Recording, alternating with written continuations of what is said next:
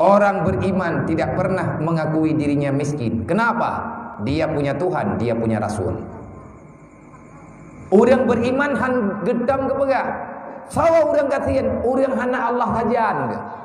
Manusia yang tidak menghadirkan Allah dalam setiap gerak-gerik langkahnya, daripada setiap pergerakan dia di dalam dunia, maka walaupun dia nampak banyak harta, sesungguhnya dia itu adalah manusia yang miskin papa. Tapi orang kaya orang yang na Allah Taala sajan ke. Man menya Allah Taala kana sajan kita yang Rasulullah sajan kita yang putra yang je ke masalah raya tat lang dunianya. Tikkan masalah.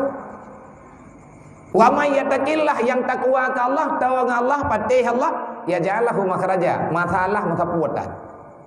Rezeki kibat warzuqhu min haitsu la yahtasib. Golom lahir kagak pedente rezeki tanya oleh Allah. Nak kerja baik apa buat? Bek tak bangai drawat orang oleh wadah golong teruk bangai. Menyatakan dia tak minta bangai, takut orang wadah merempuk hendak orang bina. Yang dah yang akan bangai, orang yang lalai dengan dunia melupakan akhirat. Orang yang lebih mencintai rasa ingin berlama-lama di dunia daripada dia mengingat tentang kematian.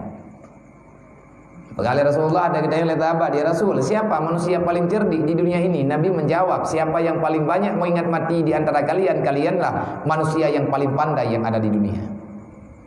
Sebab orang tinggal kematian kau hangedang-dang ya.